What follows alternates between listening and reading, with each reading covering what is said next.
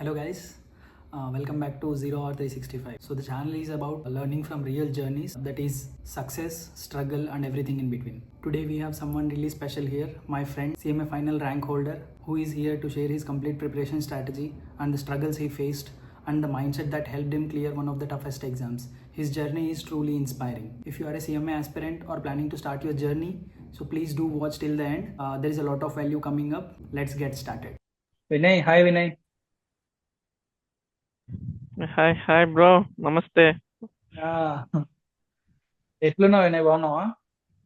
బాగున్నా. ఉమ్. ఎవరు వినయ్ పక్కన? ఎవరు పక్కన? మా అమ్మలే. అమ్మ. ఆహా, ఆహా. ఉమ్, అడిగినా అని చెప్పు వినయ్. ఉమ్, ఉమ్, ఉమ్. సరే. ఆ సో వినయ్, ఒకసారి నీది quick introduction Vinay.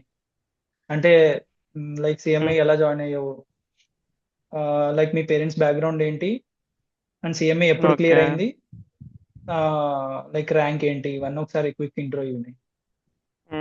Like about the CMA course, నాకు తెలిసింది నా ఇంటర్లో. ఇంటర్ అప్పుడు ఫైనల్ ఎగ్జామ్స్ జరిగే ముందు 1 month ముందు నుంచి కాలేజీకి పోవడం మానేస్తాం. అది మన ఆబ్వియస్ గా ఇంట్లోనే చదువుకుంటాం, అది ఇది. ఆ, అట్లా ఆ, నేను అదే లాస్ట్ రోజు నేను కాలేజ్కి వెళ్ళడం. లాస్ట్ ఉమ్. రోజు వెళ్ళేటప్పుడు మేబీ ఆ రోజే అభ్యాస్ వాళ్ళు, ఇది జెనెక్స్ వాళ్ళు వచ్చి ఈ సిఎంఏ కోర్స్ గురించి క్విక్ గా ఇంట్రో ఇచ్చారు. ఇది లైక్ ఇట్లా ఇప్పుడు ఉంటది, ఇట్లా నువ్వు ఉంటది.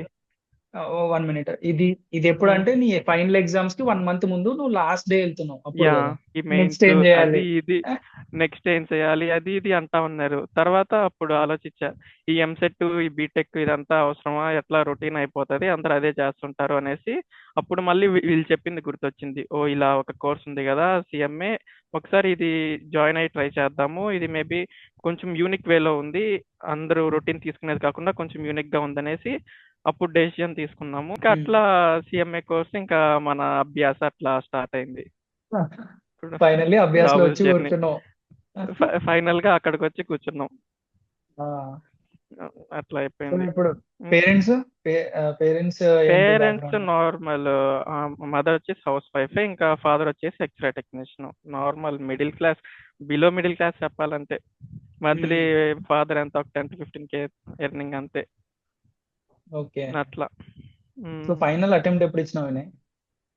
Final attempt, like first attempt నాది సెకండ్ అటెంప్ట్ లో అయింది. ఫైనల్ చెప్పాలంటే ఫస్ట్ అటెంప్ట్ లేదు. ఫస్ట్ అటెంప్ట్ మనం అందరం రాసింది అక్కడ ఎస్విసిఎన్ లో. అప్పుడు వచ్చేసి లైక్ 180 సంథింగ్ ఆర్ 190 సంథింగ్ లో వచ్చి అది పోయింది.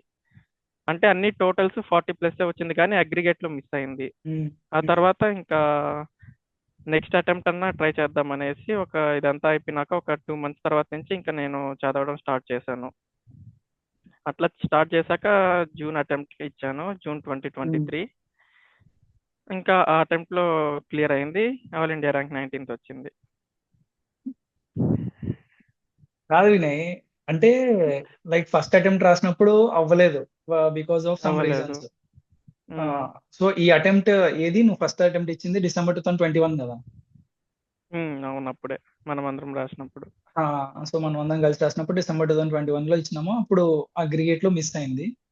సో మళ్ళీ నువ్వు లైక్ మళ్ళీ December 2022 వరకు వెయిట్ చేసి అప్పుడు అటెంప్ట్ ఇద్దాం అనుకున్నావు, కానీ కాకపోతే like out of yeah, sudden change నీకు ఒక ఒక సర్జరీ అయింది, హెల్త్ ఇష్యూ యా అయింది. యా అది హ్యూజ్ హెల్త్ ఇష్యూ. లైక్ అంటే వేరే ఎవరైనా ఉంటే లైక్ నెక్స్ట్ అటెంప్ట్ కి ఆలోచించని కూడా ఆలోచించరు, అండ్ పేరెంట్స్ కూడా అలో చేయరు ఫస్ట్. లైక్ నువ్వు ఇప్పుడు యా మళ్ళీ యా కూర్చొని చదవాల్సిన అవసరం లేదు, ఫస్ట్ హెల్త్ ఇంపార్టెంట్, నువ్వు హెల్తీగా ఉంటే చాలు అని అనుకుంటారు ఎవరి పేరెంట్స్ అయినా కూడా. అది అది అంతే. కాకుండా అది నార్మల్ ఏదో బీకామ్ ఎగ్జామ్ కూడా కాదు. లైక్ సిఎంఏ అవును. అనేది one of the toughest course, అది కూడా ఫైనల్. అండ్ ఉమ్, ఆల్రెడీ ఒకసారి ఫెయిల్ అయ్యావు. అవును. సో లైక్ ఇంత హెల్త్ ఇష్యూ పెట్టుకొని at the very next attempt you cleared CMA along with rank. Yeah, so అంటే ఎట్లా, like how you are even able to do that? ఎట్లా అనిపించింది అంటే, లైక్ నీకు మోటివేషన్ ఏమనిపించింది? ఎందుకు వెంటనే లైక్ రెస్ట్ తీసుకుంటే బెటర్ అనిపించిందా, లేకపోతే వెంటనే లేదు ఈ అటెంప్టే రాయాలి అని కూర్చొని రాద్దాం అనిపించినప్పుడు అంటే నువ్వేం కన్సిడర్ చేసినావు? నీకు ఏం మోటివేట్ చేసింది అంతలాగా? లైక్ నేను ఆ అటెంప్టే నాకు హెల్త్ ఇష్యూ రాకముందే అటెంప్ట్ ఖచ్చితంగా నేను రాయాలనుకున్నాను. కానీ సడన్ గా ఇట్లా హెల్త్ ఇష్యూ వచ్చేసరికి ఒక 3 months బ్యాక్ నుంచే ఇదంతా జరుగుతుంది, హెల్త్ ఇష్యూ అదంతా. Out of sudden change attempt miss అయిపోయింది. సరేలే అనేసి ఇంకా అదంతా అయిపోయింది. ఒక సర్జరీ అయిపోయి ఒక 2 months అయింది. ఇంకా మొత్తం సరే, హెల్త్ అంతా సెట్ అయింది, బాగానే ఉంది. ఆ తర్వాత గుర్తొచ్చింది, ఓకే నేను దీనివల్ల ఇది అటెంప్ట్ ఇవ్వలేకపోయాను, దీన్ని మిస్ అయ్యాను. నా గోల్ ఏంటి, ఎట్లన్నా అది దాన్ని క్లియర్ చేయాలా అనేసి. ఇంకా ఆ తర్వాత 2 months తర్వాత నుంచి నేను ఇంకా దాన్ని స్టార్ట్ చేశాను ప్రిపేర్ అవ్వడం. అంటే కరెక్ట్గా నేను ప్రిపరేషన్ స్టార్ట్ చేసింది ఇంకా జూన్ ఎగ్జామ్స్ ఎప్పుడైతే స్టార్ట్ అవుతాయో దానికి కరెక్ట్గా 3 months ముందు నుంచి ప్రిపరేషన్ స్టార్ట్ చేశాను. ఎట్లన్నా అవ్వాలి. హెల్త్ ఇష్యూ వచ్చింది నాకు, దానివల్ల నేను ఇది చేయలేకపోయాను. ఇదంతా ఇప్పుడు ఓకే, నాకు సెట్ అయిపోయింది. ఇదంతా అయిపోయింది 2 months. అప్పుడు కొంచెం హెల్తీగానే ఉన్నాను పర్సన్ అంతా. ఇప్పుడంతా నార్మల్ గానే ఉంది కదా హెల్త్. ఇప్పుడు ఎట్లాగో ఇంట్లోనే ఉంటున్నాం.